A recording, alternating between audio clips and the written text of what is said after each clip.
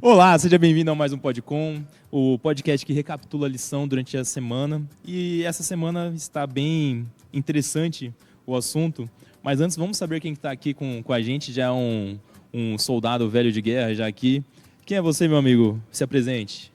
Opa, bom dia, boa tarde, boa noite, às vezes boa madrugada aí para quem está nos acompanhando. Me chamo Gabriel Carmo, tenho 32 anos, hoje estou com o cabelo penteado de maneira um pouco menos feio. Estou com a camisa azul novamente e sou um homem branco. E não posso me esquecer do principal, casado com a dona Stephanie Carmona de Oliveira do Carmo. Senão amanhã você dorme no sofá, né, cara? Exatamente. E esse que vos fala, sou Arthur, sou moreno, tenho cabelo ondulado, penteado pro lado, barba por fazer. Estou com uma camisa do Maranata, escrita Maranata no meio e azul. Para começar esse podcast, vamos começar com uma oração? Oremos. Senhor Deus, muito obrigado porque estamos aqui, Pai, para recapitular sua lição que o Senhor deixou aqui nessa terra, Pai. Esteja conosco de sempre, em nome de Jesus. Amém. Então, vamos lá. Estamos já na lição 8, já para quem não sabe ainda. Esse podcast a gente recapitula a lição dos jovens. Como vocês podem ver aí nas imagens, a gente tem uma lição que a gente recapitula por trimestre. E nesse trimestre a gente está recapitulando sobre os últimos dias de Jesus aqui na Terra. Esse ministério tão grande que fundou assim a nossa igreja de cristãos. E eu queria perguntar para você, Gabriel, o que você achou sobre essa lição, sobre esse quadrinho. Daqui a pouco já faço uma descrição. Já vou fazer agora para vocês já ficarem já inclusos. Aí na tela vai ser mostrado a imagem desse quadrinho. E já de primeira são 4 quadrinhos que mostram simultaneamente e cada um deles tem uma descrição embaixo. No primeiro quadrinho tem um desenho de um moço, ali temos que vamos crer que é Daniel, porque está com uns leões atrás dele e os leões estão gente boa, né? E embaixo está descrito: a inveja não encontrou falhas.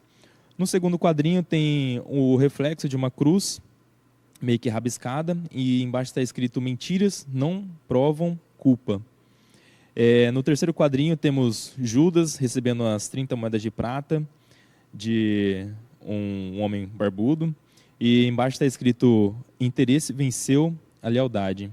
E já no quarto quadrinho temos Pedro ali negando, já com um galo cantando ali atrás dele, e Pedro está negando ali, e simbolicamente o gesto de não está aparecendo 3 dedos ali. Acho que deve simbolizar também as 3 vezes que ele negou, né? E embaixo está descrito: a pressão revelou a fraqueza. O texto bíblico que nós vamos estudar é Mateus 26, do versículo 57 ao 75, e Mateus 27, do versículo 1 ao versículo 10. Não vamos ler aqui com vocês, porque a gente vai deixar esse momento a sós, para você ter esse momento espiritual e conseguir ler com carinho aí na sua casa. Então, se você não leu ainda, pode pausar e ler. E agora a gente já dando esse pontapé já para essa lição, que começa já com uma história já de meio interessante, que a gente está lá no final no começo do Novo Testamento, a gente volta para o Velho Testamento com uma história de Daniel, né?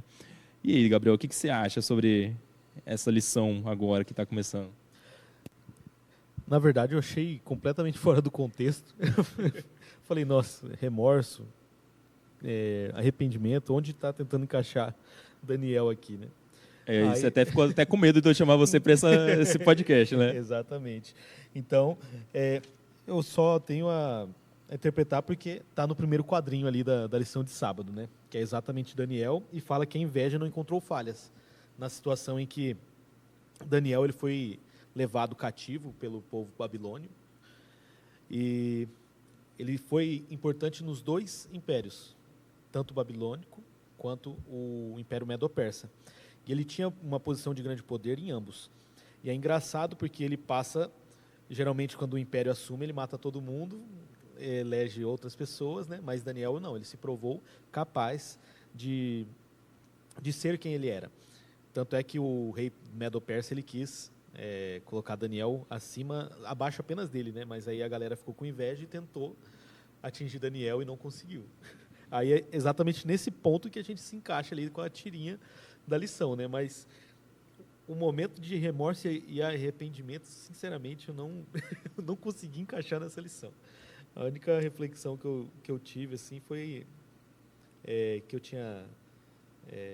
até eu tinha falado na lição daquela outra vez, retrasada, se não me engano, mas e se Daniel tivesse sido devorado? A história seria outra? Como é que seria, né? Estaria na Bíblia? Estaria na Bíblia? Como seria? Aí logo em seguida você vê Jesus também passa pela mesma questão. Ele é apontado com mentiras, né? Ele passa no julgamento, mas dessa vez Deus não fecha a boca do leão. Ele deixa o seu filho amado morrer. Então, se Jesus passou por isso, quem somos nós para não passarmos por dificuldade nessa terra, né? Eu achei interessante que na lição de domingo vem trazendo uma desconstrução, parece, de um personagem, né? Porque aqui vem trazendo a história sobre Daniel, até o Gabriel trouxe até uma história bem mais aprofundada, e na lição vem trazendo sobre como que a Bíblia diz algumas coisas e deixa ela meio que entre linhas, digamos assim. Na história de Daniel, a gente não vê ele pecando, né? A gente não vê ele pecando assim, tragicamente. Publicamente, né? Uhum. Igual Só Sansão. Igual Sansão, que tá ali, né? Explícito. Mas aqui na lição já vem trazendo isso. Não está descrito que Daniel pecou, mas só que mais para frente a gente vai ver em Romanos que todos passaram por pecado. Então a gente já começa a pensar sobre esse personagem que foi um prisioneiro. Ele mostrou vários detalhes da vida de Daniel e como que ele também teve esses pecados também. Ele também teve as suas pedras de tropeço, também teve suas falhas, mas mesmo assim Daniel apontava para Cristo. E nessa lição de domingo vem trazendo já um pontapé já para começar a lição de um jeito bem interessante. Até você pode até se familiarizar com o jeito de Daniel, porque ele foi um homem pecador, mas ele também apontava para Cristo. E Jesus, ele não foi um homem pecador, e ele foi acusado com mentiras também, assim como o Gabriel aqui já citou. E foi passado por uma pressão que veio de uma forma, assim como uma ameaça, né? Tem mais alguma coisa para falar sobre domingo? Que domingo foi bem pontual, né? Sim, exatamente. É o tipo e o antitipo ali, né? É Daniel apontando para Jesus, mas como você bem lembrou, é exatamente, Daniel pecou e Jesus não. Então, graças a Deus por isso. Graças a Deus. E já indo para a lição de segunda, aí vem trazendo já a história já como que a gente volta para onde a gente estava na história, né? O capítulo já dessa lição vem trazendo sobre a injustiça e o abuso. E vem trazendo sobre como que Jesus agiu quando ele sofreu essas duas causas. E eu não sei você, Gabriel, mas isso daí me marcou porque não sei quantos aqui conhecem o Gabriel, mas Gabriel, você ficaria quieto em meio a tudo que Jesus estava passando? Você está no lugar de Jesus, você ficaria quieto com as pessoas caluniando você, dizendo coisas erradas sobre você? Com toda certeza não. Eu quero ver alguém dizer que ficaria quieto, né? Apesar que eu acho que eu tenho pessoas que conseguem, cara. É incrível, a gente não pode falar pelas outras pessoas, né? Mas eu fico absurdamente intrigado com o silêncio. Mas aí, até na lição de quarta-feira a gente vai abordar, né? Que a gente não deve falar com um tolo. Aí sempre que eu leio esse versículo eu falo, pô, mas eu sempre fui o tolo. Pô, tem que mudar, mas nunca consigo. Mas aí é a luta constante, né? É a montanha-russa do cristianismo aí. Mas o que eu achei interessante na lição de segunda, eu que já tenho uma tendência a gostar mais do circo pegando fogo, eu acho interessante que quando o sumo sacerdote perguntou se Jesus era o Messias, né? O Filho de Deus, Jesus, declarou: vocês verão o Filho do Homem sentado à direita do Todo-Poderoso e vindo sobre as nuvens do céu. É óbvio que, com toda certeza, Jesus falou isso serenamente, olhando assim para a pessoa, Mas eu já imagino o modo Gabriel falando ali, falando, vocês vão pagar pelo que vocês estão fazendo. Vocês cuspiram na minha Vocês cara. sabem com quem vocês estão falando? Exatamente. Vocês cuspiram na minha cara, bateram na minha cara, mas daqui a um tempo vocês vão ver eu retornando. E aí a história vai ser diferente. E eu acho interessante que, né, continuando aqui, ó, Jesus permaneceu em silêncio. Poderia ter chamado 12 legiões de anjos para defendê-lo, mas não fez. E aqui, eu até escrevi que só é pacificador quem tem a capacidade para destruir. Se você não tem capacidade para fazer algo em resposta àquilo ali, você não é pacificador, você só é um covarde. Jesus é o pacificador, porque ele tinha exatamente a plena capacidade de falar, Deus, manda 12 legiões aí de anjos, porque eu não estou gostando muito desses tapas na cara aqui, não. Então, às vezes a gente tem que entender que quando nós falamos que os cristãos são pacificadores, não necessariamente é a ovelhinha que vai ficar quietinha sempre. Não, ela fica quieta porque ela quer ficar quieta, não porque ela só sabe ficar quieta. Então essa é a diferença, né? A gente tem que entender que o pacificador, se você não consegue defender aqueles que você ama porque você não sabe alguma arte marcial, alguma coisa, não vou falar em armas aqui, quer dizer que você só é covarde, você não tem nada, você só vai fugir porque essa é a única opção que você tem. Mas não, aqui Jesus ele fala, eu tinha plena capacidade, mas eu escolhi não fazer. Ali que está a grandeza de Jesus Cristo. Ele tinha todo o poder à disposição e ele escolheu em silêncio, né? É meio engraçado, gente, porque a gente grava a lição anterior, a gente vai falar da lição... Amanhã a gente vai estar na anterior. Amanhã a lição da anterior e a gente viu na lição anterior, né, que é exatamente isso, que Jesus ele aceitou ser levado sem problema nenhum para os seus tosqueadores ali. Isso daí a gente pode ver esse poder de ter nas mãos algo de causar uma discórdia, ainda mais nessa geração de hoje em dia, né? Que a gente quer tanto causar discórdia nas redes sociais. A gente abre os comentários quando vê, inclusive tem alguma coisa que incita alguma fé de alguma outra pessoa que tem uma fé diferente, você já vê os comentários lá, um monte. E os que apenas falam sobre amor, compaixão, não tem tantos comentários assim, né? Só tem uns améns e tal. Mas quando incita outra pessoa sobre a fé dela, ela sente um remorso e já quer comentar já nos comentários, né? E a gente vê que a gente não está sendo tão cristão assim como a gente deveria ser. A gente não se fixa tanto como Jesus agiu nos seus últimos dias, mas a gente quer ser esse cristão revolucionário, já querer se revoltar já, né? E essa questão de Jesus ficar quieto em meio à injustiça e ao abuso mostrou também uma contraparte que ele também não ficou quieto o tempo todo, né? Ele só abriu a boca nos momentos para falar sobre o evangelho. Isso achei muito interessante, que às vezes nós como cristãos a gente quer já incitar e a gente não quer falar sobre o evangelho. A gente não quer compartilhar esse amor. E eu fico pensando como que Jesus olhava para as pessoas, assim como você disse, ele estava olhando não com olhar de bravo, de querer, não, eu quero mandar uma legião aqui, mas eu estou me contendo, me segura, anjo, me segura. Não, eu quero que você também seja salvo, cara. E ele ainda estava com esse olhar de humanidade para a pessoa. E indo para a lição já de segunda, sobre esse sangue inocente que estava sendo derramado, como que tinham outras pessoas nesse contexto. Para você que já leu o capítulo aí da lição, a gente já viu vários personagens aqui. Teve o homem que teve a orelha cortada, e aqui também mostra um parente desse homem que teve a orelha cortada. Só que aí nessa lição de terça-feira vem trazendo sobre Judas. E aí, como que a gente está agindo, né, nessa lição? Será que a gente está agindo como cristãos ou estamos indo mais para a contraparte de Judas? Então, eu achei interessante que a lição ela tenta trazer um aspecto diferente da visão de Judas, né? Porque geralmente a gente coloca ele como traidor e acabou. Não tem não tem um meio termo para ele, né? Ela aborda o fato dele pensar estar ajudando a Jesus, né? Que ele fala, o senhor tem que mostrar o seu poder militar aí, né? Eu vou dar uma ajuda porque quando eu mandar prender ele, ele vai mostrar quem ele é, e assim ele até vai entender meu ponto de vista e me colocar até me fazer um agrado, né?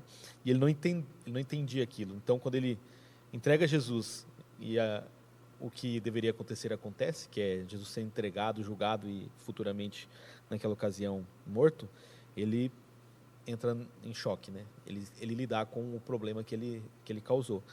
Eu acho interessante que na lição diz o seguinte, ó: sua duplicidade no relacionamento com Cristo finalmente cobrou o preço. Judas queria Jesus e seu reino, mas também queria o mundo. Nunca se rendeu por completo. E aí eu lembro, eu acho que todo mundo já passou por essa fase ou está passando até hoje, da gente tentar equilibrar o certo com o errado. Eu posso fazer isso, mas não posso fazer aquilo.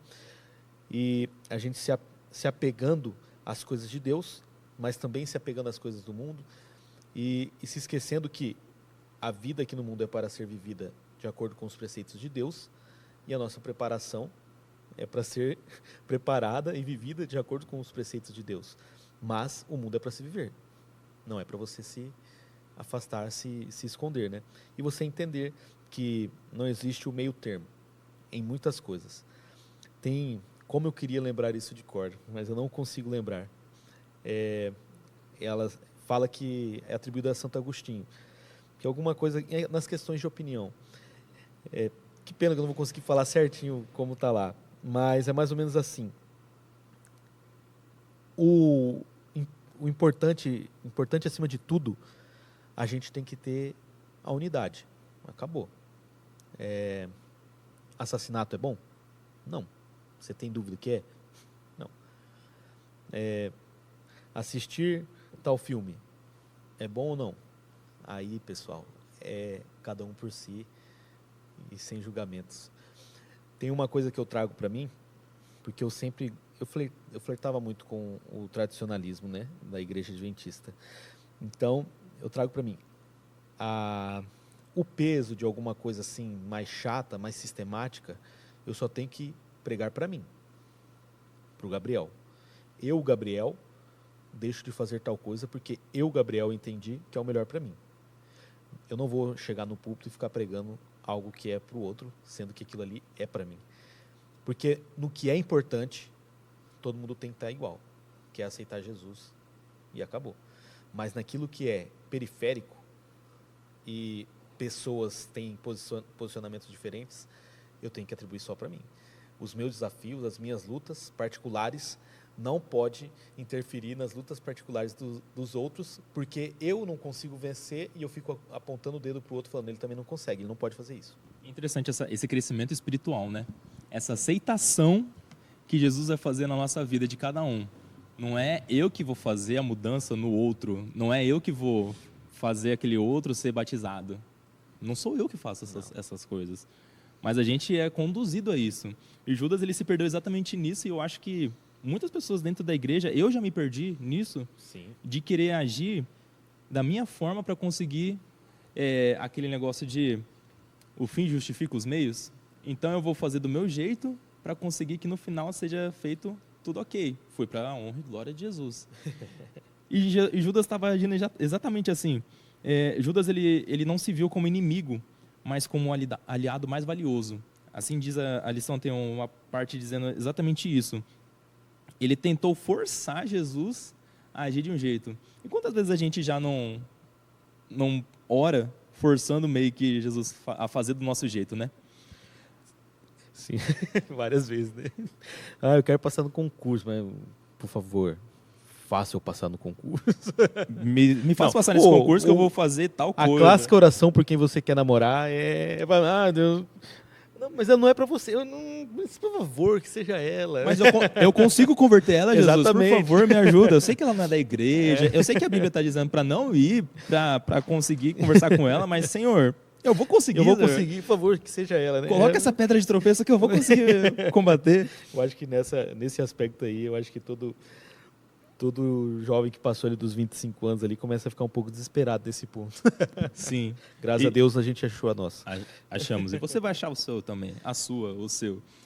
Na lição vem trazendo também uma questão sobre Judas que me pegou bastante, diz exatamente assim, é no penúltimo parágrafo, na metade dele, diz: Judas queria Jesus e seu reino, mas também queria o mundo. Nunca se rendeu por completo. Essa questão da gente se render, essa rendição nossa para fazer a vontade de Deus, em vez da gente querer fazer o nosso eu, né? Na lição a gente vem visto que a gente tem agido muito como pessoas que a gente não deveria agir. E a gente esquece de focar muito nas questões que Jesus agiu, como Jesus agiu. A gente quer ser muito, a gente percebe muito que a gente é muito como Pedro, a gente faz muitas coisas que Judas fez, e mesmo a gente vendo isso todo ano, sobre essa morte e ressurreição de Cristo, a gente não fixa nossos olhos sobre o que Jesus realmente fez aqui na Terra, e a gente continua cometendo os mesmos pecados. E aí eu gostaria que você, jovem, pensasse, eu aqui com o Gabriel, conversando sobre isso, muitos podem achar que entenderam o cristianismo, mas no fim se submetem ao próprio entendimento. A gente quer fazer o nosso próprio querer aqui nessa terra. Infelizmente, a gente tem esse querer. E a gente, lembrando lá no passado, alguns anos atrás, quando Lúcifer quis fazer o seu querer, aí ele começou essa guerra entre o bem e o mal, né? E trazendo já para a lição de quarta-feira, sobre esse gancho que teve entre Judas e Jesus, mas também teve um outro personagem, né, nessa questão. Na lição de quarta-feira vem começando assim: a atmosfera não era busca sincera pela verdade, mas da confirmação de uma decisão já tomada. A atmosfera em que Jesus estava entre as pessoas que estavam julgando ele. Todos em volta dele estavam com um pensamento desproporcional ao que ele estava pensando. Todos, inclusive, os seus discípulos que passaram com ele. Pedro estava lá no cantinho dele. Judas já tinha partido dessa. E Jesus, estando nessa solitude, nessa solidão, ele permaneceu fiel aos seus princípios. Quantas vezes a gente, como cristão, aqui na igreja, a gente esquece de olhar esses nossos princípios, né? O que você achou sobre essa lição de quarta-feira, Gabriel? Que essa lição de quarta-feira vem trazendo textos bíblicos e eu achei interessante que vem trazendo mais coisa para a gente indagar.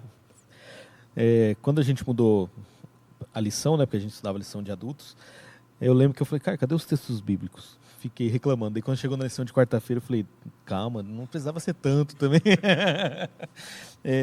A lição de quarta-feira, eu acho interessante, porque essa parte que você leu, em seguida ele vai falar de Pedro, né, que está lá fora. Né? Enquanto isso, do lado de fora, Jesus estava lá sendo julgado, sendo espancado, e do lado de fora, o medo moldava atitudes. Ou seja, o medo. Né? Você vê que a pressão social e o risco de associação levaram um amigo a negar qualquer vínculo, mostrando como a fragilidade humana emerge quando a segurança pessoal parece ameaçada. Quantas vezes a gente já viu o testemunho do Adventista 007, né? Nunca passou por perrengue nenhum. Né? Então, ninguém sabe. Na faculdade, não, nunca passei. Você é cristão? Sabe. Você é da igreja? Alguma coisa tá errada nisso, né? E a questão da rede semântica, né? Que eu acho que todo mundo gosta de fazer. Pelo menos eu gosto de fazer. A palavra que foi colocada aqui foi fidelidade. E eu coloquei confiança, porque sem confiança não tem como obter a fidelidade. Então ali é de ambas as partes. Eu confio que a pessoa vai ser fiel e ela confia que vai ser fiel em mim. E essa questão de se manter fiel nos seus princípios, a gente ser um sábio, assim como Jesus, ele foi sábio em guardar o seu silêncio em momentos determinados. E qual que é a linha tênue entre a gente ficar quieto para não debater com alguém que já tem os princípios e a gente poder evangelizar para as outras pessoas? Nossa, pergunta interessante. como eu devo me portar para quem já tem princípio. Como que eu vou me portar para as pessoas que estão à minha volta? Porque aqui a gente vê dois contrapontos. Jesus em silêncio, Sim. mas Jesus também evangelizando.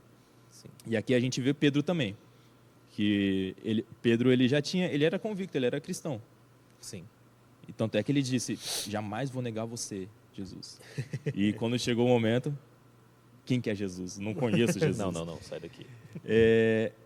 Esse debate que Pedro não fez com quem estava próximo.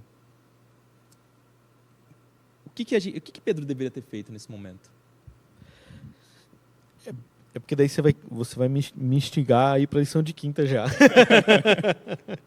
Porque o que eu acho interessante é que, assim como a gente julga o Judas só como apenas o traidor, Pedro, nesse exato momento, a gente só atribui a ele o fato dele ter negado Jesus. Mas a pergunta que o meu amigo, na comportagem, quando eu comportei lá em 2014, hoje ele é pastor, Samuel, lá da Bolívia, Samuel Flores, ele chegou e falou: cara, por que Pedro traiu Jesus? Eu falei: porque ele foi um frouxo, foi um covarde, porque eu nunca ia regar, eu não ia baixar a bola, eu ia até o fim. Aí ele: sim, tá. Aí ele começou a perguntar para todo mundo. Aí tinha uma amiga nossa também, chamada Juliana, ela falou: porque ele foi, junto com João, os únicos que ficaram próximos. Pedro não era tão covarde assim. Mesmo negando Jesus. Os outros estavam o quê? Correndo. Como ele tinha dado corda. Ó. Então é isso que eu acho interessante, né? Que Pedro, mesmo tendo negado, ele estava ali. E eu acho que, devido a ele ter chegado tão perto de ser fiel, mas ao mesmo tempo não ter conseguido, por isso que eu imagino ali sim, aquele arrependimento, aquela dor, aquela mágoa de olhar para o galo canta, ele olha para o canto, Jesus está olhando para ele assim, com um olhar que só Jesus tem, e ele fala: o que eu fiz, cara? E dali ele sai para ser o líder da igreja, né? Ele, até Paulo chegar, não tem dessa. Pedro era o cara. Pedro e Tiago, o irmão de Jesus, né? E na lição de quinta, eu até coloquei aqui, ó. Quando entendeu o que havia feito, Pedro olhou para Jesus e os olhos do mestre encontraram os dele. Aí eu lembrei do testemunho do ator que interpretou Barrabás na Paixão de Cristo. Não sei se vocês já viram, está bem famoso nos cortes aí dos Reels da vida.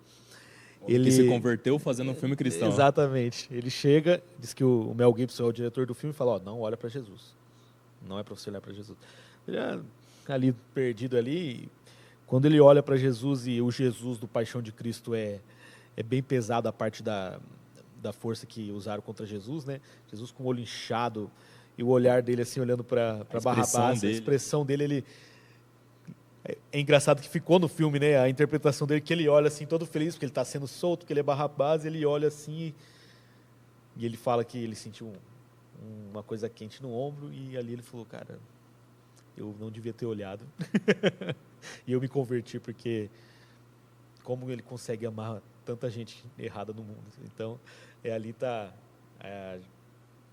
eu acho que é o que Pedro sentiu também. Cara. Como que ele consegue me amar se eu neguei ele? Como que ele consegue fazer isso, né? Aqui a gente teve duas visões de olhares, né? Duas visões de olhares é até redundante, né? Mas a gente consegue ver dois olhares que Jesus teve. Um foi Judas olhando Jesus não fazendo nada. E aí ele sente aquele peso. E aí Judas vai lá e comete o que ele cometeu. E aí temos Pedro olhando para Jesus. E Pedro tendo aquele peso também. Os dois tiveram pesos, só que tomaram decisões diferentes, né? Pedro não pegou a corda e foi para um canto fazer o que ele fez. Nem pode falar isso. Nem pode falar. Uhum. Pedro, ele se arrependeu do que ele fez. E esse olhar, como a gente olha para Pedro, é interessante porque o nosso cotidiano é isso.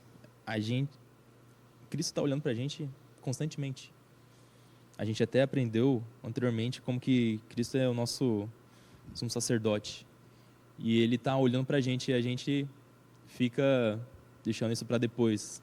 Não, eu vou falar, vou ler a Bíblia para... De noite eu leio, amanhã eu leio a Bíblia.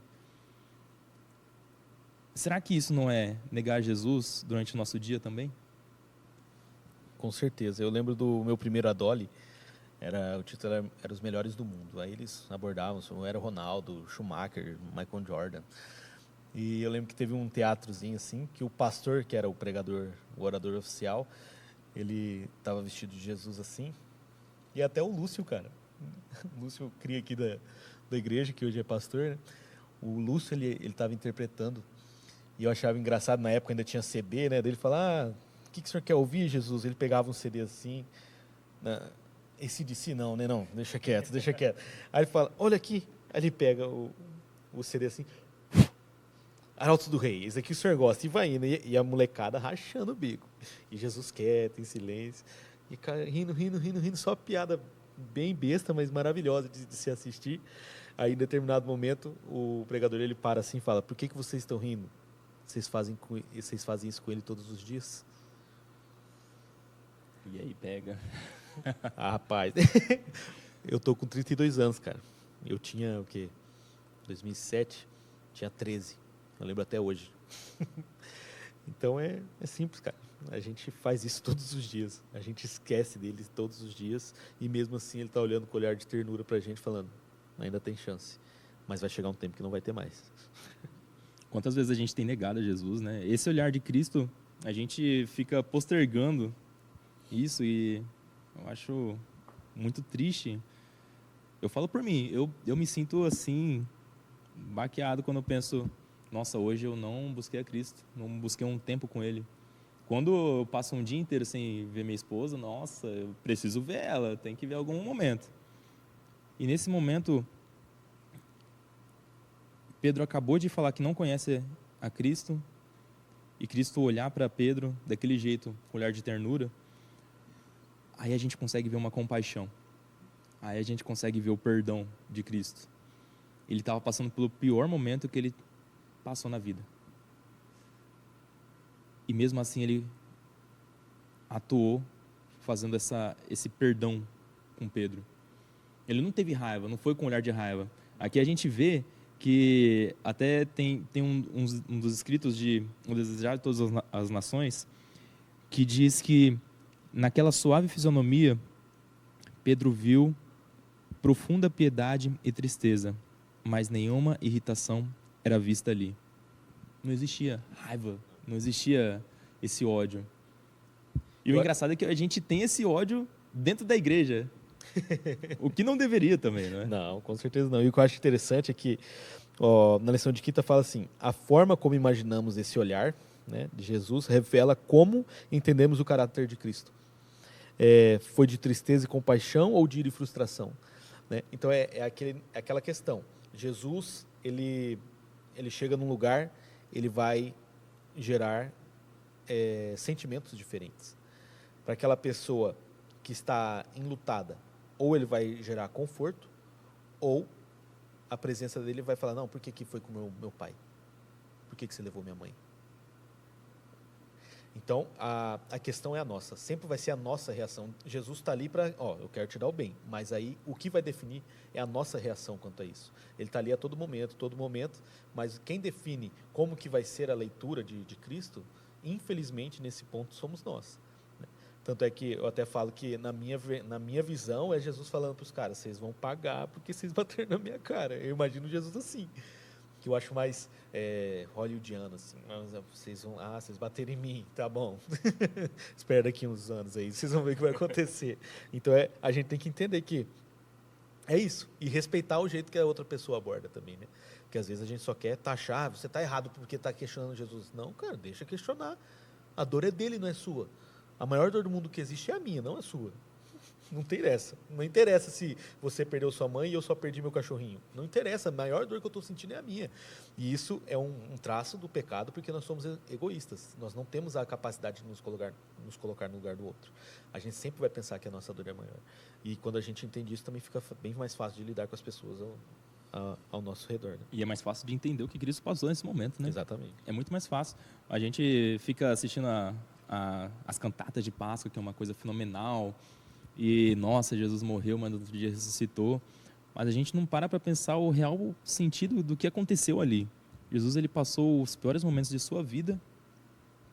E durante esses momentos que ele passou de sua vida, os piores, ele não saiu da igreja, se rebelou contra Pedro, contra Judas, falou, não vou fazer esse ministério mais não, eu vou ficar um tempo fora aqui, depois eu volto no meu ministério. Vou curtir o que Satanás me ofereceu. O que Satanás ofereceu lá, ele me ofereceu o mundo, não é? Cara, Jesus, ele passou pelos piores momentos de sua vida e seguiu firme, praticando o perdão e praticando a compaixão. E que isso possa servir de exemplo para a gente. A gente vive enchendo o peito falando, somos cristãos. Eu sou cristão.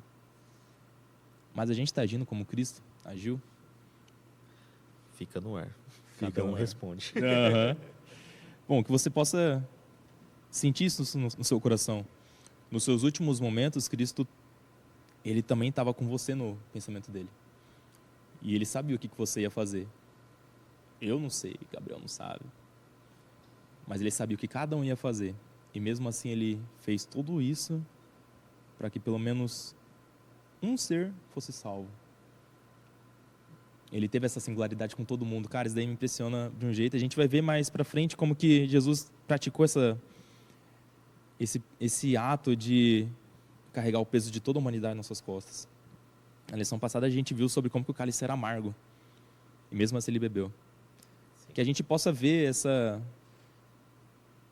esse ato de Cristo que não foi apenas em vão, mas sim que foi por mim e por você. E que a gente possa praticar cada vez mais sermos cristãos. Amém. Você faz uma oração para a gente, Gabriel? Sim. Oremos. Querido amado Deus, muito obrigado por este momento. Agradecemos pelo fato de nós estarmos aqui e podermos falar um pouco mais sobre a Tua Palavra. Faz com que nós possamos refletir em tudo aquilo que foi falado e recapitulado no dia de hoje. E o mais importante, que nós possamos viver aquilo que nós tanto falamos. Esteja conosco hoje e sempre. É isso que eu te peço e te agradeço em nome do seu Filho amado Jesus Cristo. Amém. Amém. E aí, jovem, o que você achou da lição dessa semana? Bom, se você está vendo isso numa sexta-feira à noite, ou durante o dia de semana aí, no sábado de manhã a gente vai recapitular sobre essa lição, e você pode recapitular essa lição com outras pessoas também, assim como eu estou aqui com o Gabriel. Amanhã a gente vai estar também na igreja para recapitular essa lição. Você não sabe, não te vê? Pode pesquisar aí embaixo, vai aparecer o site que encontra a igreja mais próxima de você. Todo sábado de manhã a gente recapitula sobre essa lição e partilha mais sobre o amor de Cristo, sobre o que Jesus fez nesses momentos. E não só apenas falar aqui e ir embora, mas sim que essas coisas fiquem no nosso entendimento. Que você possa recapitular a lição mais e mais. Eu e o Gabriel estamos aqui no sábado de manhã na Igreja Adventista do bairro Mambaí. Fica na Avenida Salgado Filho, 602. Vem aqui conosco também, pode estudar. A gente vai recapitular. O Gabriel vai falar sobre como que ele é um homem muito sereno, né? E compartilhar essas histórias entre nós. Que a sua semana seja abençoada e a gente se encontra no próximo Pode Com. Você tenha um dia abençoado aí e até a próxima.